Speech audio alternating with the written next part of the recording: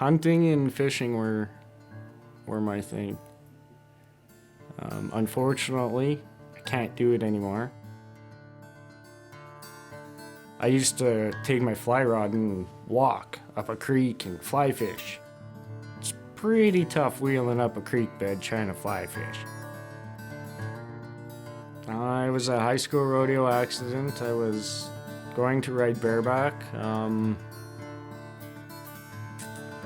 What can I say? It was time to get ready, got into the chute, went out. About 7.5 seconds into it, my rigging slipped.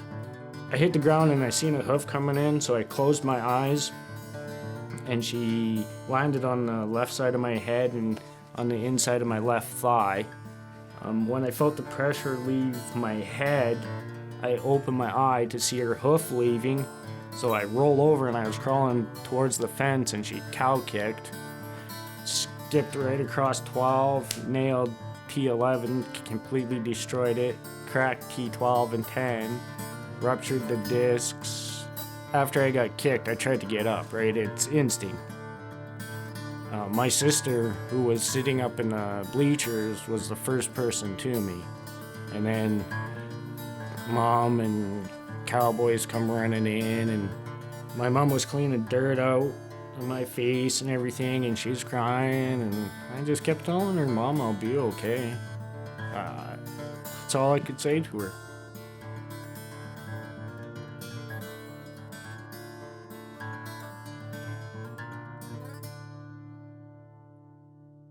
At that time, the reality had started to set in, and I was blanking in and out of shock.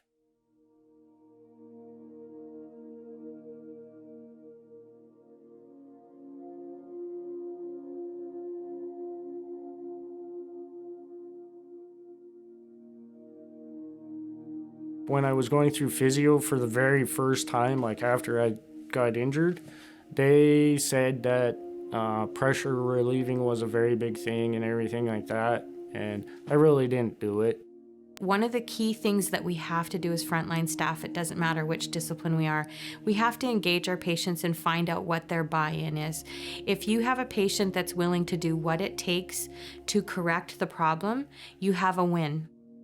The first sore I had, it wasn't just one. I had 8 the first time I got operated on. The existence of a pressure injury for each patient varies in terms of the impact on their life. A stage 1 pressure injury is generally intact skin. So those individuals, if we can correct the cause, that pressure injury generally will correct itself very easily. When we look at a stage 2, 3, or 4, where there's a break in the skin integrity itself, 4 being the worst because it's right down to bone, then certainly the impact on that patient is a lot more significant. If there has been a surgical intervention, that stay in the hospital and even their convalescence can extend from 6 weeks to months.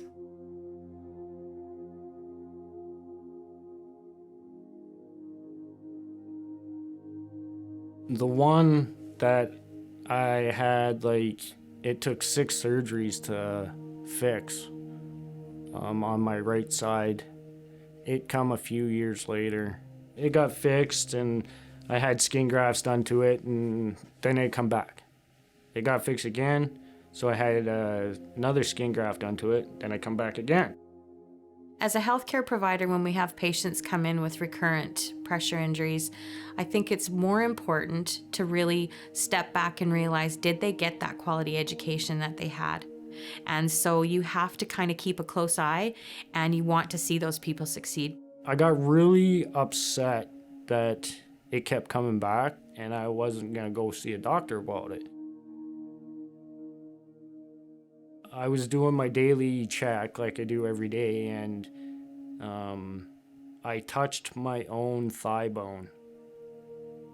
Like 2 weeks later, it went from that to being septic, and it just about killed me. With the worsening stages of the wound, certainly there is increased interventions required. The impact will be repeat visits either to an outpatient clinic, through the community health program, through registered nurses, LPNs.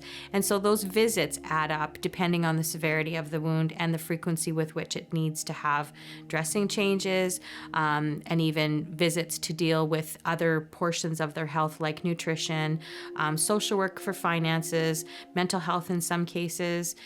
So the existence of a pressure injury can certainly impact not only the health economics, but also the individual that has the pressure injury, them financially.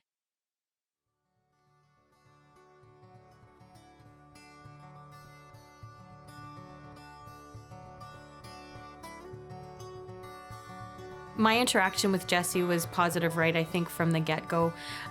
Meeting him and discussing with him what his goals were, asking him what he was willing to do. And it was so refreshing actually to have a patient say, I'll lay on my stomach for months if that's what it takes. Because his goal was get this gone. Listen to what experts have to tell you about it. They know what they're talking about. When we have a successful outcome, that means we've got skin closure and everything is optimized. It's a great sense of teamwork and success. It's huge for the surgeons involved, for the healthcare teams involved. But again, we can't do it without the patient. So once again, it all comes back to listening to what people are telling you. And all you can do is just bang into their heads, this is what you got to do to prevent it from happening. If they say lay down, don't argue. If they say you have to have bed rest, go with the bed rest. It will benefit you in so many ways. And it does give you a great sense of accomplishment that you were part of that journey and part of that successful outcome. And in this case, it's been a positive. Yes, there's been bumps in the road and he's, had relapses and has required other surgeries, but for the most part, he's pretty dang lucky. And he's worked hard to get there.